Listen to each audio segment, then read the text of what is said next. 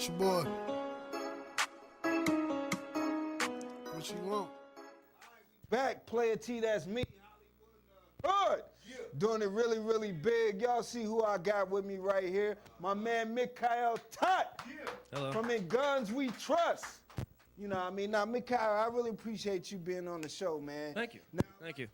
y'all know anything about the movie? It's basically about a robbery that went bad, and the criminals that, you know, that did the robbery, they're left to deal with the circumstances after that.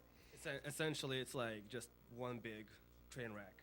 One And big just, train? It's just one after another, and when we were writing this whole movie, we will see how how far we can pass, how much we can push the characters until there's no way out. That's the whole idea of the movie. Oh, like a real stressful thing, like the robbery, and then it's a... Then it's just people just start dying. Like, people just die in that movie. Wow. Now, what gave you the inspiration to want to shoot it here?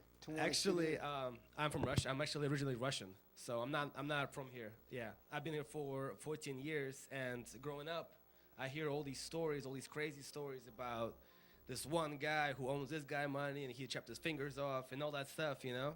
Right. And essentially, like, I started writing. I've been writing for a while, and I started writing something that I know about, like just stories my mom, my friends tell me when I was younger about all this gangster stuff that was going on in Russia. Yeah. And I turned out into, like, the violence, you know, like... So you left Russia at an early age? When I was 14, yeah. You left Russia. So you basically grew up in Russia, though?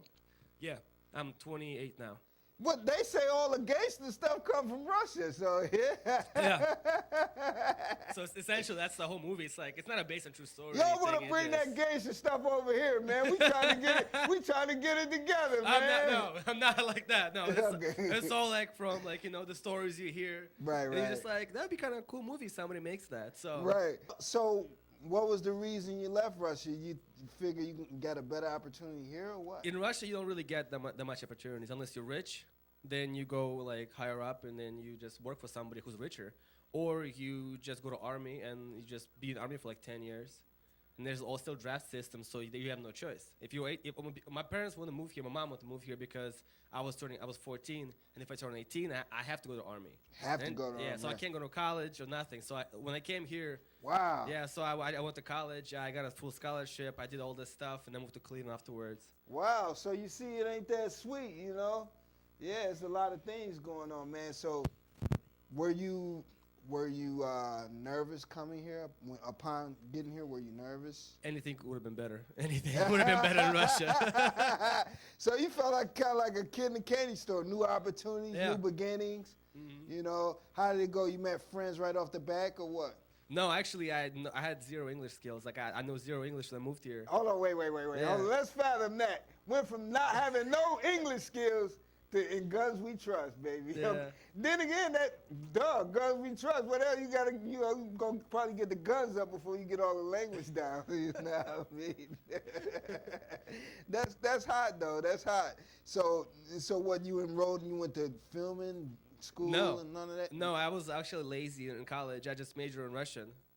Okay. So my major was in Russian. I'm still fluent in Russian. Oh, wow. So I just majored in Russian, party for like 5 years. And then throughout those 5 years, I realized I actually like film. So I took a bunch of film classes, acting classes, and I started making films.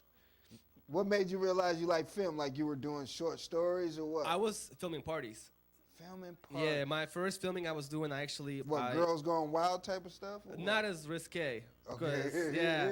It's more like just such a people getting drunk and partying, because everybody likes partying, everybody likes drinking, but they want to see how the last night was. So they show this video, like, hey, check out, this guy made a video, and it's all fun. Even though it's like 5 guys in the room drinking, I make it look cool, and they were like, man, last night was crazy. So and then show it to their friends. The friends show up, and then they hire me. And wow, just like that. Yeah, and then actually my first big gig, I snuck into a bar 2 years ago when Cavs were in the playoffs, and they didn't win. But it was the playoffs, and Shaq was in town, Shaquille O'Neal. Okay. And MGK was there. There was Joe Hayden was there, and a bunch of other people there. And I had my camera. And I just walked in with my camera, and they thought I was with a bar, and bar thought I was with them. I got a video. You know, because if you'd have had that little mocha fun, if you would have had that mocha fun, they would have stopped you at the door, baby. You know what I mean? No, good. It was just... Yeah, just the right place in the right time. Right, And now right. I'm just doing that stuff. And So you pulled your Yeah. camera out, you caught good footage of it.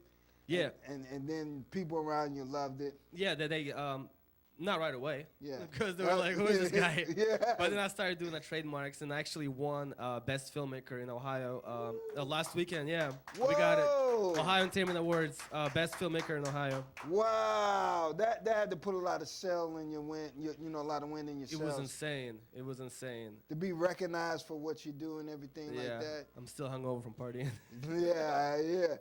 Who helped you scout the locations? Just favors. I just met people and they get favors for them and just make friends.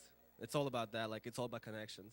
Right. We had no money, we had no crew, we had nobody, and one by one, I was just making friends and just that. No money, no crew, but you made it happen. Why do you think you were able to persevere through all those trials and tribulations? I just never gave up. It just never gave up? Never give up.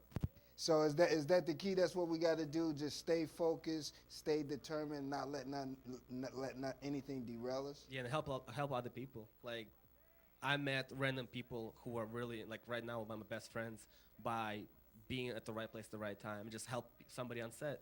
Right. They need the guy who gets shot, and I was like, I'll do it. And now I get shot, and then while I'm hanging out, I meet the guy who produced movies. You know, he helps me meet somebody else, and now I'm just like. Now, sure, how did just you random cast places. for the movie? Is it all Cleveland-based talent?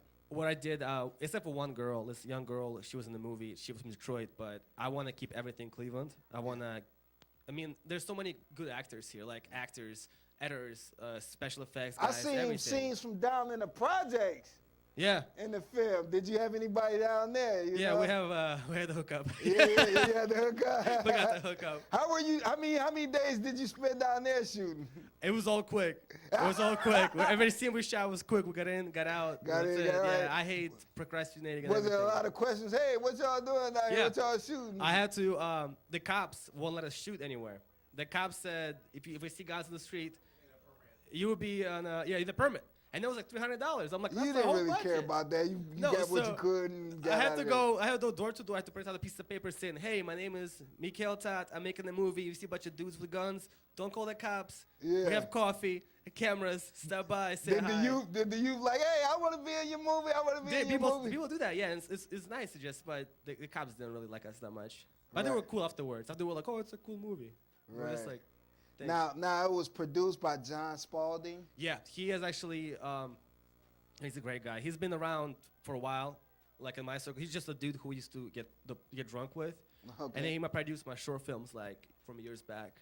And he just he hangs out. I help him around the house. Hey, that's sometimes. real friends. You Yeah. notice how it was, we would get drunk and that, but they ain't leave it at that. Some of y'all just leaving it at that. You know what I mean? They got drunk, but then they went and handled business. You know, Yeah. put ideas together. That's really dope. Yeah, so what's your plan for the movie? Do you plan to put it in independent platforms and get it expressed and exposed? Yeah, we're trying to get distribution right now with a couple companies, but if it doesn't go through, we'll just have another premiere probably in the summer. Yeah. Somewhere, I'll let you know. Yeah, you And just had a premiere. We had a premiere, sold out event. We had Wow. yeah. Where was that at? It was in Euclid. In Euclid? Yeah, we had a party bus. We had after party, after party, and we have a party bus. That tell I see some. That tell you how it went. The after party. You know Yeah, what it I'm was- saying? What was some of the feedback you were getting from the people coming out of the pre-screening? It was insane. Like I saw this movie so many times. So I edit the movie Yeah, myself too. Oh, you had it. Yeah, so I saw it over 100 times, over and over and over again. Yeah, so yeah. I stopped being. It's supposed to be some funny parts. It stopped being funny. It stopped being scary. Just stopped being everything. Now with you editing. Now that's interesting because you edited the whole project, and like you said, editing is tedious. If you know anything about editing, it's time-consuming and tedious. And you seen it over and over again.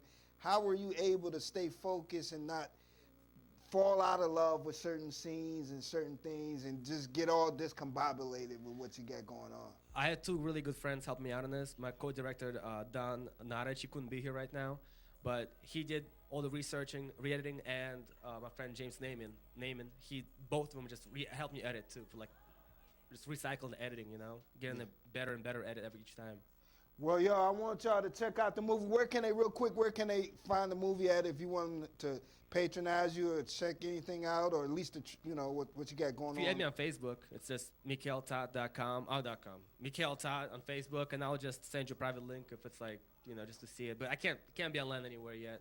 Right. Next year. You're gonna put so you're gonna put it to DVD and all of that too. We're hoping. Hopefully it'll be like the streaming online. You can just watch it from home. Give it up for Mikhail Tot. Big shout out to Donn R Nottage, man. Player T, that's me. In Guns We Trust. Shine on that bullshit.